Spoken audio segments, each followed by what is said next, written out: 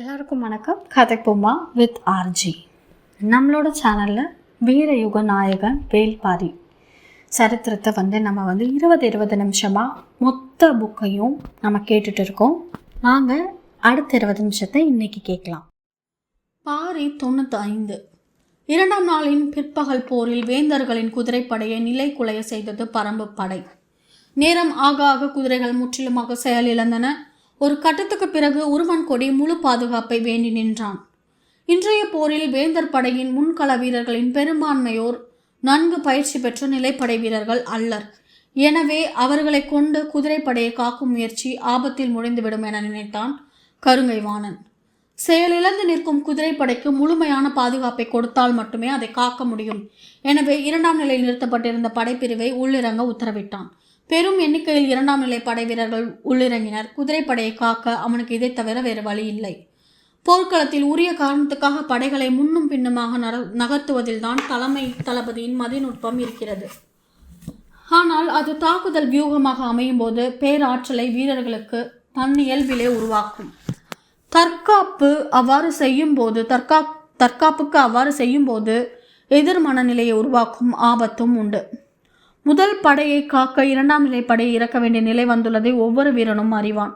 போர் தொடங்கிய 2ஆம் நாளே வேந்தர் படை சற்றே திணறுவது வெளிப்படையாக தெரிந்தது. 2ஆம் நிலை படை இறங்கியதும் பரம்பு வீரர்கள் பின்னகர்ந்து தற்காப்பு நிலைக்கு வந்தனர். அவர்களை பொறுத்தவரை ஓங்கலத்தை பயன்படுத்தி குதிரைப்படையில் பேரிழப்பை உருவாக்குவதுதான் அன்றைய தாக்குதலின் இலக்கு. அது வெற்றிகரமாக முடிக்கப்பட்டுவிட்டது. திசைவேலரின் கை உயர்வு தட்டியங்காடெங்கும் முரசை ஒலிக்க செய்தது. 2ஆம் நாள் போர் முடிவுக்கு வந்தது. வீரர்கள் பாசறைக்கு திரும்பி கொண்டிருந்த நேரத்திலே நாகக்கரட்டில் இருந்த கபிலரை அழைத்து வர சொல்லி திசைவேலரின் மாணவன் வந்தான். தன்னை ஏன் அழைத்துள்ளார் திசைவேலர் என்பது கபிலருக்கு விளங்கவில்லை. வழக்கம்போல் வாரிக்கையனும் கபிலருடன் புறப்பட்டார். நாளிகை வட்டில் வைக்கப்பட்டிருந்த பரணின் அடிவாரத்தில் பந்தங்கள் ஏற்றப்பட்டிருக்க அங்கேயே திசைவேலர் இருந்தார். போர் விதிகள் மீறப்பட்டதாக குற்றச்சாட்டுகள் முன்வைக்கப்பட்டால் அவற்றை விசாரித்து முடிவெடுக்காமல் நிலைமான் கோல் சொல்லி போர்க்களம் விட்டு அகலக்கூடாது என்பது மரபு. கபிலர் வாரிக்கையினோடு அவ்விடம் வந்தபோது கருங்கை வாணனுடன் பெரும் கூட்டம் நின்று கொண்டிருந்தது. குதிரைப்படை தளபதி உருமன்கொடியும் அமைச்சர்கள் ஆதிநந்தி நாகரையர் ஆகியோரும் உடனிருந்தனர். பரம்பு வீரர்கள் தங்களின் ஆயுதத்தில் நஞ்சு கலந்து குதிரைகளை செயலிழக்க செய்துவிட்டனர் என்பதுதான் குற்றச்சாட்டு. குற்றச்சாட்டை கேட்டபோது அதிர்ச்சிக்குள்ளானார் கபிலர். நேற்றிரவு முடியனும் வாரிக்கையனும் தன்னை குறிப்பிட்டு பேசியது இதை பற்றித்தானா என நினைத்தார். வாரிக்கையன் இதை எதிர்பார்த்துதான் வந்துள்ளார். எந்த ஓர் ஆயுதம் காயங்களின் தன்மையும் அளவையும் மீறி பல மடங்கு அதிகமான பாதிப்பை உருவாக்குகிறதோ அந்த ஆயுதம் அயத்திற்குரியது. இன்றைய பொழுதில் பரம்பு வீரர்கள் பயன்படுத்திய ஆயுதங்கள் குதிரைகளுக்கு மிக சிறிய காயங்களையே உருவாக்கியுள்ளன. ஆனால் குதிரைகளை முழுமையாக செயலிழக்க செய்துள்ளன. எனவே இந்த ஆயுதங்கள் நஞ்சு பூசப்பட்டவை என்று வாதிட்டான் உருமன்கொடி. வாரிக்கையன் வெற்றிலையும் என்று கொண்டே சொன்னார். பரம்பு அளித்த வாக்கை மீறாது. விலங்குகளின் நஞ்சோ தாதுக்களின் நஞ்சோ பயன்படுத்தக்கூடாது என்று ஏற்றுக்கொண்ட போர் விதிகளை நாங்கள் மீறவில்லை. அம்புகளால் தாக்கப்பட்ட குதிரைகளுக்கு சிறு காயங்கள் தான் உருவாகியுள்ளன. சிறு காயங்களால் எப்படி குதிரையை செயலிழக்க செய்ய முடியும்? அம்புகளின் தன்மை அதற்கு காரணம் என்றார் வாரிக்கையன். அதைத்தான் நாங்கள் சொல்கிறோம். நஞ்சூரிய அம்பை நீங்கள் பயன்படுத்தியுள்ளீர்கள் என்றார் ஆதிநந்தி. தலையை மறுத்து ஆட்டியபடியே வாரிக்கையன் கேட்டால் நஞ்சென்றால் என்ன? ஆதிநந்தி ஒரு கணம் திகைத்தான். அவன் என்ன விளக்கம் சொன்னாலும் வாரிக்கையன் அதிலிருந்து தப்பித்து வெளியே வருவார் என அவனுக்கு தெரியும். எனவே சற்று சிந்தித்தான். அதுவரை அமைதியாக இருந்த திசைவேலர் இப்போது கூறினார். எண்ணில் அடங்கா குதிரைகள் செயலிழந்து கிடக்கின்றன. நீங்களோ சொற்களை கொண்டு விதிகளை கடக்க நினைக்கிறீர்கள். திசைவேலரின் கூற்று கபிலருக்கு அதிர்ச்சியை ஏற்படுத்தியது. ஆனால் வாரிக்கையன் அதை பொருட்படுத்தவில்லை. வெற்றிலையும் என்று கொண்டே அவரை பார்த்து கேட்டார். நீங்களே சொல்லுங்கள், நஞ்சென்றால் என்ன? கேள்வியின் வழியே எதிர்நிலையில் பயணிக்க நினைக்கிறீர்கள். அது நஞ்சுதான் என்பதற்கு செயலற்று கிடக்கும் குதிரைகளே சான்று. அது நஞ்சல என்பதற்கு நீங்கள் அளிக்கும் சான்றென்ன? வாரிக்கையன் திசைவேலரை சொற்களால் மடக்க நினைக்கவில்லை, சொல்லி புரிய வைக்கவே நினைத்தார். எந்த அம்பு தைத்து குதிரைகள் செயலிழந்து கிடப்பதாக சொல்கிறார்களோ அதே அம்பால் ஒரு மனிதனை தாக்குவோம். அவன் செயலிழந்தால் அது நஞ்சென்று நினைக்கிறேன். யாரும் எதிர்பாராத பதிலாக இருந்தது. எதிர் திசையில் நிற்பவர்களுக்கு என்ன சொல்வதென்றே தெரியவில்லை. வாரிக்கையன் திசைவேலரை பார்த்து மீண்டும் சொன்னார். நஞ்சென்பது உயிர்களுக்கு பொதுவானது, பாகுபாடற்றது. குதிரைகள் செயலிழந்து கிடப்பதன் காரணம் அம்புகள் செய்யப்பட்ட மரமாக இருக்கலாம்.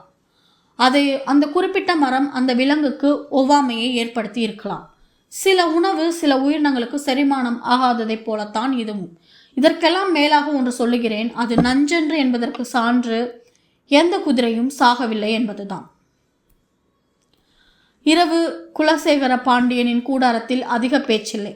பரம்பு வீரர்கள் நஞ்சை பயன்படுத்தித்தான் குதிரைகளை செயலிழக்க செய்தனர் என்பதை மெய்ப்பிக்க முடியவில்லை. வாரிக்கையன் முன்வைத்த கூற்றை திசைவேலர் ஏற்றுக்கொண்டு விட்டார். தட்டியங்காட்டு நிலம் எங்கும் வீழ்ந்து கிடக்கும் எண்ணிலடங்கா குதிரைகளை அவற்றுக்கான கொட்டிலுக்கு கொண்டு போய் சேர்க்க பெருமுயற்சி நடந்து கொண்டிருந்தது. இரவுக்குள் அனைத்தையும் செய்துவிட முடியுமா என தெரியவில்லை. ஆனாலும் கடும் முயற்சி நடந்து கொண்டிருந்தது. பேரரசர்களின் கூடாரத்துக்கு கருங்கைவாணன் வெளியே வந்தான். மறுநாளைய போருக்கான திட்டமிடல் மிக விரைவிலேயே முடிந்தது. வேங்கை மரத்தின் அடிவாரத்திட்டில் கூடியவர்களும் திட்டமிடலை முடித்துக்கொண்டு எழுந்தனர். பாரி 7வது குகை நோக்கி நடந்தான். இன்றிரவு குகை காவல் கூலையன். அவனும் சிறிது நேரம் கழித்து அந்த குகை நோக்கி நடந்தான். மற்றவர்கள் அவரவர்களின் தங்குமிடம் நோக்கி செல்லத் தொடங்கினர். முடியன் மட்டும் வேங்கை மரத்திட்டிலேயே உட்கார்ந்திருந்தான். பரம்பு படை முழுமையும் கொண்டு செலுத்தும் ஆற்றல் கொண்டவனின் முகத்தில் சற்றே கவலையின் கீற்று ஓடிக்கொண்டிருந்தது. உணவு அருந்திய பிறகு மீண்டும் அவன் அருகில் வந்து உட்கார்ந்தார் வாரிக்கையன். உனது கவலைக்கான காரணம் என்ன என்று கேட்டார் வாரிக்கையன். சற்றே தயங்கினான் முடியன். ஆனாலும் வாரிக்கையனிடம் பகிர்ந்து கொள்வதில் தவறில்லை என முடிவுக்கு வந்து சொன்னான். 3 காரணங்கள் என்னை குழப்பத்தில் ஆழ்த்துகின்றன. தனது கூடாரத்துக்கு வந்து சேர்ந்த கருங்கைவாணனால் உறங்க முடியவில்லை. நீண்ட நேரம் விழித்தே இருந்தான். அவனுக்கு முன்னால் இருந்த வட்ட பலகையை விட்டு அவனுடைய கண்கள் அகலவில்லை. அப்போது வெளியே ஏதோ ஓசை கேட்பது போல் இருந்தது. என்னவென்று திரும்புவதற்குள் உள்ளிருந்த வீரன் ஒருவன் சொன்னான், பேரரசர் வருகிறார். குலசேகர பாண்டியன் உள்ளே நுழைந்தார். நள்ளிரவில் தனது கூடாரத்துக்கு வந்துள்ள பேரரசரை வணங்கி வரவேற்றான் கருங்கைவாணன். அவனுக்கு முன்னால் இருந்த வட்டப்பலகையில் பரம்பு வீரர்கள் பயன்படுத்தும் மேற்கவசம் ஒன்றும் வாள் ஒன்றும் ஓங்கல் அம்பு ஒன்றும் வைக்கப்பட்டிருந்தன. இந்த 3ஐயும் தான் அவன் உற்று பார்த்தபடி இருந்தான். 3 காரணங்கள் என்னென்ன என்று கேட்டார் வாரிக்கையன். முடியன் சொன்னான், நாம் எடுக்க வேண்டிய முடிவை எடுக்க முடியாதவாறு சிக்கலை நாமே உருவாக்கி கொண்டு விட்டோம். எதை சொல்லுகிறாய்? காற்றும் காற்றையும் வீசுவதற்கு ஏற்பவே நாம் திட்டமிட வேண்டியுள்ளது. ஒரு வேளை காற்றும் காற்றையும் நமக்கு ஒத்துழைக்கவில்லை என்றால் மாற்று திட்டமும் நம்மிடம் இருக்கத்தானே செய்கிறது. இருக்கிறது. ஆனால் எதை எப்போது செய்ய போகிறோம் என்பது யாருக்கும் தெரியவில்லை. இந்த குழப்பத்துடனே போர்க்களத்தில் தொடர்ந்து நின்று கொண்டிருக்க முடியாது. எதிர்பாராத நேரத்தில் பாதிப்புகள் அதிகமாகிவிடக்கூடும். முடியன் சொல்வது சரியான காரணமாகத்தான் இருக்கிறது என நினைத்த வாரிக்கையன் 2வது காரணம் என்ன என்று கேட்டார். என் மகன் இரவாதன் என்றான். போர்க்களத்தில் மிக சிறந்த வீரத்தை வெளிப்படுத்தி வருகிறான். அவன் குறித்து கவலைப்பட என்ன இருக்கிறது? அவன் வெளிப்படுத்தும் வீரம்தான் எனக்கு கவலை அளிக்கிறது. புரியும்படி சொல். அவன் தாக்குதல் போரை நிகழ்த்துவதில் நிகரற்றவனாக இருக்கிறான். அந்த அவசரத்தில் மற்றவற்றின் மீதான கவனத்தை தவறவிடுகிறான். உதிரன் எதிரிகளின் படையை நடுவில் பிளந்து உள்ளிறங்குகிறான். தாக்கும் வேகத்திலும் தற்காக்கும் உத்தியிலும் சிறந்தவனாக விளங்குவதால் அவனால் அதை செய்ய முடிகிறது. ஆனால் இரவாதன் சூழலை கவனிப்பதில் தவறிழைக்கிறான். அது இளைஞர்களுக்கே உரிய சிக்கல். புரிந்துதான் அவனை தாக்கும் உத்திக்கு மட்டும் பயன்படுத்துகிறேன். ஆனால் எதிரிகள் வேறு மாதிரி சூழ்ச்சி செய்துவிட்டால் ஆபத்தில் மாட்டிக்கொள்வான். நீ இன்னொன்றை கவனிக்க தவறுகிறாய். இளைஞர்கள் தங்களின் அவசரத்தால் ஏற்படுத்தும் இழப்பை ஆவேசமிக்க தாக்குதலால் பல மடங்கு சரி கட்டிவிடுவார்கள். எனவே நீ அதை பற்றி கவலை கொள்ளாதே. 3வது என்னவென்று சொல். வாரிக்கையன் சொல்வதை முழுமையாக ஏற்றுக்கொள்ள முடியாத தயக்கத்துடனே 3வது காரணத்தை சொன்னான். தேக்கன் இன்று கடுமையாக பாதிக்கப்பட்டுள்ளார். எதிரி படை தளபதி வீசிய வாள் ஒன்று அவரது நெஞ்செலும்பை கடுமையாக பாதித்துள்ளது. ஆனாலும் நாளைக்கு போர்க்களம் புகுவேன் என்று சொல்கிறார். சற்று ஓய்வெடுத்து சிகிச்சை பெற்றுக் கொள்ளுங்கள் என்று சொன்னால் கேட்க மறுக்கிறார் என்றான். நான் அவனிடம் பேசி சிகிச்சை எடுத்துக்கொள்ள சொல்கிறேன். நீங்கள் சொன்னாலும் தேக்கன் ஏற்க மாட்டார். ஏன்? குடி ஆசானோ குடி முடியனோ போர்க்களத்தில் இல்லை என்றால் பாரி போர்க்களம் புகுந்து விடுவான். எக்காரணம் கொண்டும் பாரி பரம்பின் எல்லை தாண்டி போர்க்களம் நோக்கி செல்ல அனுமதிக்க கூடாது என்பதால் அவர் ஓய்வெடுக்க கூடாது என்பதில் உறுதியாக உள்ளார் என்றான். 3ஐ பற்றியும் விளக்கினான் கருங்கைவாணன். நான் இன்று எனது வாளால் அந்த கிழவனை தாக்கினேன். இரும்பாலான கேடயமே என்றாலும் அந்த தாக்குதலின் வேகத்தில் நெளிந்து அவனது எலும்புகளை நொறுக்கி இருக்க வேண்டும். ஆனால் அவனது மேய்க்கவசம் எனது வாளின் முழு வீச்சையும் உள்வாங்கி அவனை காத்துள்ளது. எடை குறைவான ஆனால் இரும்பை விட வலிமையான கவசத்தை பூண்டு ஒவ்வொரு வீரனும் நிற்கிறான்.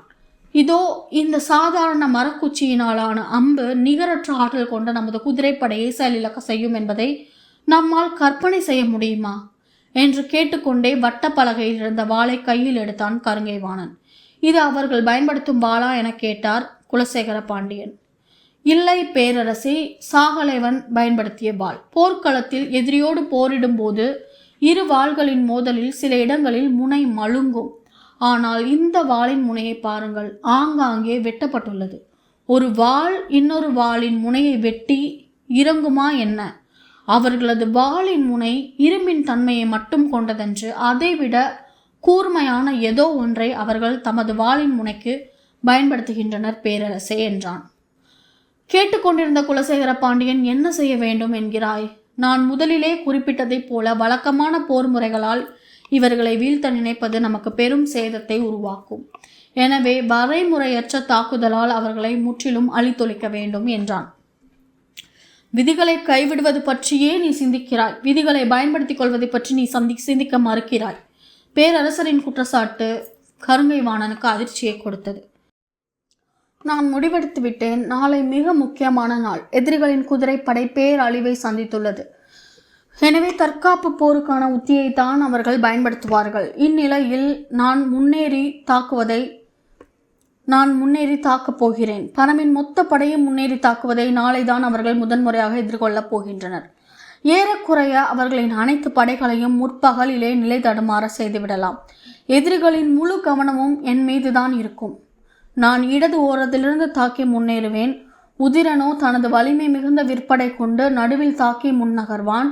இந்த நேரத்தில் இரவாதனின் தலைமையிலான சூலூர் வீரர்களின் படை ஓங்கலத்தையும் பகலி அம்பையும் பயன்படுத்தி எதிரிகளின் அணிவகுப்பை பிளந்து கொண்டு மூஞ்சல் நோக்கி நகர்வார்கள்.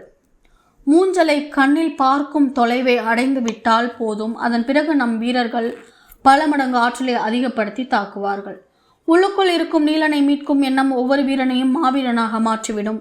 இந்த தாக்குதல் நடக்கும்போது இறுதி வரிசையில் தேக்கன் நிற்பான். அவனை இனி வாள் ஏந்த விட மாட்டேன். அதே நேரம் போர்க்களம் விட்டு வெளியேறவும் விடமாட்டேன் என்றான் முடியன். நீண்ட சிந்தனைக்கு பிறகு தனது புதிய திட்டத்தை விளக்கினான் கருங்கைவாணன். வகுத்து கொண்ட விதிகளின் வழியே எதிரியை சிக்க வைக்கும் புதிய திட்டம் இது. இதற்கு குலசேகர பாண்டியன் ஒப்புதல் தந்தார். பாரியில்லாத போர்க்களத்தின் கடைசி நாள் நாளைதான். நாளை மறுநாள் அவன் போர்க்களம் வந்தே ஆக வேண்டும். ஏனென்றால் குடி ஆசானையும் குடிமுடியனையும் ஒரே நாளில் வீழ்த்தும் திட்டம் இது என முழங்கினான் கருங்கைவாணன். பொழுது விடிந்தது. கதிரவன் மேல் எழுந்த 5ஆம் நாளிகையில் திசைவேலர் கைகளை உயர்த்தினார். 3ஆம் நாள் போர் தொடங்கியது. போர்க்களத்தின் தன்மை இப்போது இரு பக்க படைகளுக்கும் சற்றே பழகி இருந்தது. வேந்தர் படை வழக்கம் போல் அலை அலையாய் முன்னகர்ந்து வந்து தாக்குதலை தொடங்கியது. வழக்கத்துக்கு மாறாக தொடக்கம் முதலே பரம்பு வீரர்கள் ஆவேசம் கொண்டு தாக்கத் தொடங்கினர். போர் தொடங்கும் கணத்திலேயே எதிரிகளின் தாக்குதலில் இருந்த ஆவேசத்தை கருங்கைவாணனால் உணர முடிந்தது. வேந்தர் படை இன்று வகுத்திருந்த திட்டத்துக்கு எதிரிகள் ஆவேசம் கொண்டு முன்னேறுவது உதவியாகத்தான் இருக்கும் என தோன்றியது. வழக்கம் போல் நடுப்பகல் வரை சற்றே நிதானம் கொண்டு தாக்குபவர்கள் நடுப்பகலில் நாகக்கரட்டிலிருந்து ஊதப்படும் காரி கொம்பின் ஓசையை கேட்டவுடன் தாக்குதலை வேகப்படுத்துவார்கள். உத்திகளையும் மாற்றுவார்கள். அடுத்த ஓசை கேட்கும் போது முழுமை கொண்ட வேகத்தோடு தாக்குவார்கள். இதை கணித்துதான் கருங்கைவாணன் இன்றைய உத்தியை தீர்மானித்தான். ஆனால் பரம்பு வீரர்கள் தொடக்கத்திலேயே ஆவேசத்தோடு முன்னகர்வது தெரிந்தது. மயூர் கிளாரின் மேல் பரம்பு தளபதிகள் எவ்வளவு சினத்தோடு இருக்கிறார்கள் என்பது கருங்கைவாணன் முழுமையாக அறிந்தே அன்றைய திட்டத்தை வகுத்திருந்தான். நடுப்பகல் வரை வழக்கமான தாக்குதல் போரை நடத்த வேண்டும். நடுப்பகலில் மலை மேலிருந்து காரிக்கொம்பு ஓசை கேட்கும்போது பின்களத்திலிருந்து முடியன் முன்பகுதிக்கு வருவான். அந்த நேரத்தில் மயூர் கிளாரின் தேர் அவன் கண்ணில் பட வேண்டும். முடியன் மயூர் கிளாரை தாக்க அவரை நோக்கி விரைவான். மயூர் கிளார் படையின் வலதுபுற ஓரத்தின் வழியாக முடியனை பின்னோக்கி இழுத்து செல்ல வேண்டும். படையணியின் ஓரப்பகுதி வழியாக முடியனை எவ்வளவு தொலைவை பின்னோக்கி இழுக்க முடியுமோ அவ்வளவு தொலைவை இழுத்து செல்ல வேண்டும். மயூர் கிளாரை வீழ்த்தும் வெறி கொண்டு முன்னகரும் முடியனை வேந்தர் படை தளபதிகளான சூலக்கையனும் நகரி வீரனும் பின்தொடர வேண்டும். பொருத்தமான இடத்தில் படையணியின் சூழலுக்குள் சிக்க வைத்து அவனை வீழ்த்த வேண்டும். முடியன் தங்களது படையணிக்குள் இழுக்கப்பட்டு கொண்டிருக்கும் போது கருங்கை வாணன் தேக்கனை நோக்கி முன்னகர்வான். பரம்பு படைக்குள் எந்த இடத்தில் தேக்கன் இருந்தாலும் அந்த இடம் நோக்கி எதிரிகளை கிழித்து கொண்டு உட்புகும் ஆற்றல் கருங்கை வாணனின் படைக்கு உண்டு. மற்ற தளபதிகள் எதிரிகளை வேறு திசையில் முன்னேற விடாமல் தடுக்கும் பணியை செய்வர். இதுதான் வேந்தர் படையின் இன்றைய திட்டமாக இருந்தது. நேற்றைய போரில் வேந்தர்களின் குதிரைப்படை பேரழிவுக்கு உள்ளாகி இருந்த நிலையில் இன்று மூஞ்சலை நோக்கி நகர்வதற்கான திட்டமிடலோடு பரம்பு படை இருந்தது. போர் தொடங்கியதிலிருந்து அதற்கான தன்மையில் அவர்கள் முன்னகர்ந்தனர். இன்று அவர்களுக்கு கூவல் குடியினரின் மூலம் வழங்கப்படும் உத்தரவு வழக்கம் போல் இருக்காது. காரி கொம்பின் ஓசை வெவ்வேறு பொழுதுகளில் தேவையறிந்து ஊதப்படும். போர் தொடங்கிய சிறிது நேரத்திலேயே முடியனின் தேர் பின்புறமிருந்து படையின் நடுப்பகுதியை நோக்கி நகரத் தொடங்கியது. வழக்கம்போல் குலவன் திட்டின் மேல் நின்றிருந்த பாரி போர்க்களத்தின் தன்மையை உற்று கவனித்துக் கொண்டிருந்தான். 3ஆம் நாள் போரில் கூட தான் களம் புகுவதை பாரி ஏன் மறுக்கிறான் என்பது காளம்பனுக்கு புரியவில்லை. திரையர் குலம் இனி சிறிய இழப்பை கூட சந்திக்கக்கூடாது என்பதை பாரி மீண்டும் மீண்டும் சொல்லி வருகிறான். அப்படியிருந்தும் கொற்றனை பழி கொடுக்க நீந்ததை பாரியால் தாங்கிக் கொள்ள முடியவே இல்லை. தான் போர்க்களம் புக நேர்ந்தாலும் கூட காளம்பன் போர்க்களம் புக கூடாது என்றே பாரி நினைத்தான். தட்டியங்காட்டில் திரையர் குலத்தினரின் குருதி விழக்கூடாது என்ற பாரியின் எண்ணத்துக்கு திரையர் குலம் கடந்த காலத்தில் அடைந்துள்ள இழப்புகளே காரணம். பாரியும் காளம்பனும் போர்க்களத்தை உற்று கவனித்துக் கொண்டிருக்கையில் சிறியதா ஏதோ ஓசை கேட்டு திரும்பினான் பாரி. அது இகுலி கிழவனின் ஓசை. விளக்கின் சுடர் மெல்ல அசைய தொடங்கியது. பாரி வியப்போடு இகுலி கிழவனை பார்த்தான். அவனோ கைகளை தூக்கி கூவல் குடியினருக்கு உத்தரவு கொடுக்க காத்திருந்தான். 2 நாட்களாக எதிர்பார்த்த போது எதுவும் நடக்காமல் சற்றும் எதிர்பாராத நேரத்தில் கொம்மனும் கொம்மியும் உதவப் போவது வியப்பை தந்தது. பாரியின் மனதில் எண்ணங்கள் ஓடிக்கொண்டிருக்க விளக்கின் சுடர் சட்டென சாய்ந்தது. இகிலி கிழவன் கையை சட்டென அசைக்க மலையெங்கும் இருந்து கூவல் குடியினரின் பீரிட்ட ஓசை கனநேர இடைவெளியின்றி வெளிவந்தது. பரம்பின் குதிரைப்படை வீரர்களோ வால்படை வீரர்களோ இந்த கணத்தை சற்றும் எதிர்பார்க்கவில்லை. கல்லூலி அம்புகளை எடுத்து எய்வதற்குள் காற்று அவர்களை கடந்தது. ஆனால் உதிரனின் தலைமையிலான விற்படை வீரர்களோ ஓசையை கேட்ட கணத்தில் காற்றின் முகப்போடு அம்பை இணைத்தனர். 6 அம்புகளை கொண்டது ஒரு கொத்து. ஒவ்வொரு வீரனுக்கும் 3 கொத்துகள் கொடுக்கப்பட்டிருந்தன. கண்ணிமைக்கும் நேரத்தில் முதல் கொத்தை எடுத்து நாணில் பொருத்தி முழு விசையோடு எய்தது விற்படை. மேற்கு மலை கணவாயின் பின்புறத்திலிருந்து கொம்மன் ஊத வீறு கொண்ட காற்று தட்டியங்காட்டு நிலத்தை நோக்கி வலப்புறமாக சீவிக்கொண்டு இறங்கியது. எண்ணிலடங்காத அம்புகள் காற்றின் முன்முகப்போடு இணைய கண் பார்வைக்கு அப்பால் சீறி சென்றன அம்புகள். மலை மேலிருந்து கொம்போசை கேட்ட கணத்திலேயே சற்றே அதிர்ச்சிக்குள்ளானான் கருங்கை வாணன். வழக்கமான ஓசையாக அது இல்லை. வழக்கமான நேரத்திலும் ஊதப்படவில்லை. இது என்ன புது வகையாக இருக்கிறது என சிந்தித்துக் கொண்டிருக்கும் போதுதான் சிறு புல்லின் கணம் கொண்ட எண்ணில் அடங்காத அம்புகள் அவன் தலைக்கு மேலே எங்கோ பறந்து கொண்டிருந்தன. என்ன இது என கருங்கை வாணனுக்கு ஒன்றும் புரியவில்லை. தேக்கனை நோக்கி முன்னேறி சென்று கொண்டிருந்தவன் சற்றே குழப்பத்துக்குள்ளாகி அப்படியே நின்றான். பாய்ந்து செல்லும் எண்ணில் அடங்காத அம்புகள் எங்கே செல்கின்றன என்று தலையை பின்புறமாக திருப்பி பார்த்தான். வெகு தொலைவுக்கு அப்பால் சென்றன. வீசிய காற்றின் எதிர்ப்புறமாக வேந்தர் படை நின்று கொண்டிருந்தது. குறுமணல் தூசிகளை அள்ளி எறிந்தபடி காற்று போய்கொண்டிருந்தது. வேந்தர் படை வீரர்கள் கண்களை கசக்கி கொண்டிருந்தனர். பரம்பு வீரர்களை பொறுத்தவரை காற்று முதுகுப்புறத்தை தாக்கி முன்னகர்ந்தது. இவ்வளவு தொலைவு பறக்கும் அம்புகளை வாழ்வில் முதன்முறையாக பார்த்த கருங்கை வாணனுக்கு ஒன்றும் புரியவில்லை. கண்களை கசக்கியபடியே திரும்பினான். எதிர் திசையில் பரம்பு வீரர்கள் தங்களின் ஆவேச தாக்குதலை தொடங்கினர். கருங்கை வாணன் சட்டென விழிப்படைந்து பேரிகையை முழக்க சொல்லி தன் வீரர்களை எதிரிகளின் தாக்குதலை எதிர்கொள்ள ஆயத்தப்படுத்தினான். பரம்பு வீரர்களோ அவ்வளவு தொலைவு செல்லும் அம்பை எய்த மறுகணமே வழக்கம் போலான தாக்குதலை தொடங்கினர். எய்யப்பட்ட கல்லூலி அம்பினால் ஏற்பட்ட விளைவு என்ன என்பது எய்த யாருக்கும் தெரியாது. அது கண்ணுக்கு அப்பால் எங்கோ நிகழ்ந்து கொண்டிருந்தது. குலவன் திட்டில் இருந்தபடி பாரி பார்த்து கொண்டிருந்தான். எய்யப்பட்ட அம்புகள் 3ஆம் நிலையில் நிறுத்தப்பட்டிருந்த வேந்தர் படையின் பிற்பாதியில் போய் இறங்கின. 3ஆம் நிலை படையின் சரிபாதி வீரர்களின் மீது சுருள் அம்புகள் இறங்கின. போர் நடந்து கொண்டிருந்த முற்பகுதியை 3ஆம் நிலை படையினர் கண் கொண்டே பார்க்க முடியாது. அது எங்கோ நடந்து கொண்டிருந்தது. அவர்களை பொறுத்தவரை ஆயத்த நிலையில் நிற்க வேண்டும், அவ்வளவுதான். எந்த தொடர்பும் இல்லாமல் காற்றின் வழியே வானெங்கும் இருந்து பறந்து வந்த வைக்கோல் அளவே கணம் கொண்ட அம்புகள் வீரர்களை நோக்கி சரசரவென இறங்கின. பறந்து போன அம்புகள் எங்கே இறங்கின என்பது முன்களத்தில் நின்றிருந்த கருங்கை வாணனுக்கு தெரியவில்லை. இந்த தாக்குதல் என்ன என்பதும் அவனுக்கு புரியவில்லை. ஏதோ நடக்கிறது என்பது மட்டும் புரிந்தது. இந்நிலையில்தான் முடியனின் தேர் நடுக்களம் நோக்கி சென்றது. முன்வகுத்த திட்டப்படி அந்த தேரின் பார்வையில் படும்படி மயூர் கிழாரை களத்துக்குள் வர சொல்லும் மறைக்குறிப்பு அனுப்பப்பட்டது. தேரில் முன் நகர்ந்து கொண்டிருந்த முடியனின் எண்ணமெல்லாம் கல்லூலி வேறு எவ்விடம் கீழிறங்கியிருக்க கூடும் என்பதை கணிப்பதிலேயே இருந்தது. தேரின் மீது நின்றாலும் அவனது பார்வைக்கு அப்பால் தான் அந்த தாக்குதல் நிகழ்ந்திருந்தது. எப்படி இருந்தாலும் கல்லூலி அம்புகள் தைத்தவுடன் அவற்றின் பாதிப்பு தெரியாது. பிடுங்க முடியாமல் தவிக்கும் போதும் தசையோடு பீத்து கொண்டே அம்புகள் வெளிவரும்போதுதான் பாதிப்பை உணரத் தொடங்குவார்கள். அப்போது அங்கிருந்து கொடுக்கப்படும் மறை குறிப்பு முன்களத்தில் நிற்கும் வேந்தர் படையை பெருங்குழப்பத்துக்குள்ளாக்கும்.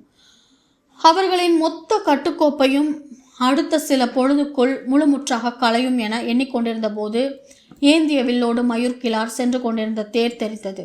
இத்தனை நாட்களாக போர்க்களத்தில் முடியன் எவனை தேடினானோ அவன் இப்போது கண்ணில் பட்டான். தேரோட்டும் பலவனை பார்த்து அந்த தேரை பின்தொடர் என்று கூறினான். ஆனால் மறுகணமே அவனது எண்ணம் வேறானது. களத்தின் சூழல் இவ்வளவு அருமையான வாய்ப்பை உருவாக்கியுள்ள போது நாம் மூஞ்சலை நோக்கி செல்வதே சரியான முடிவு என தோன்றியது. ஆனாலும் மயூர் கிழாரை விட்டு வைப்பது சரியென்று என தோன்றியது. தேரோ மயூர் கிழாரை நோக்கி சென்று கொண்டிருந்தது. முடியனின் சிந்தனை முடிவெடுக்க முடியாமல் தடுமாறியது. ஏறக்குறைய இதே குழப்பத்தை சந்தித்தான் கருங்கை வாணன். இத்தனை 1000 அம்புகள் காற்றில் எப்படி இவ்வளவு தொலைவு பறந்தன? அவையெல்லாம் எங்கே போய் இறங்கின?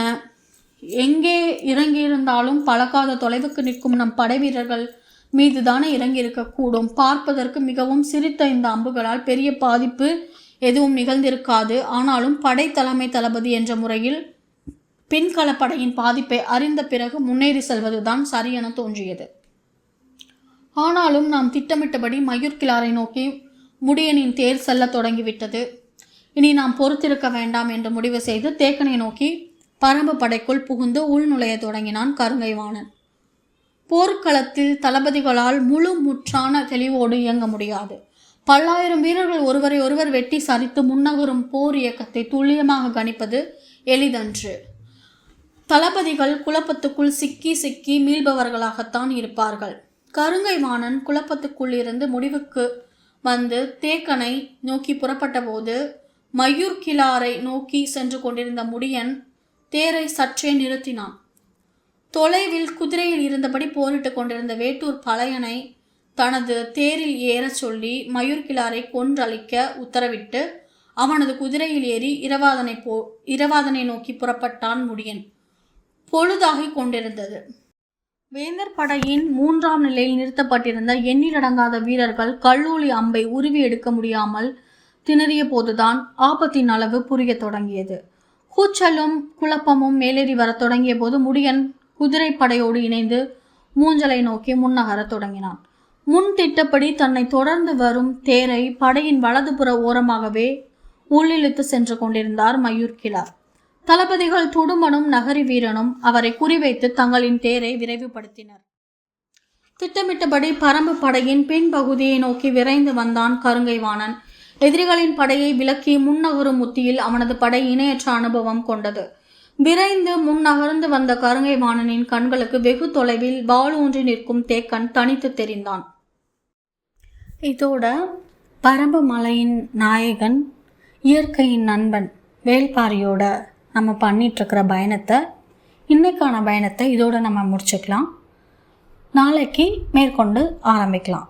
இந்த பதிவு உங்களுக்கு பயனுள்ளதாக இருந்துச்சுன்னா கதைப்போமா வித் ஆர்ஜி சேனலை லைக் பண்ணுங்கள், ஷேர் பண்ணுங்கள், கமெண்ட் பண்ணுங்கள், கண்டிப்பாக சப்ஸ்கிரைப் பண்ணுங்கள். தேங்க்யூ.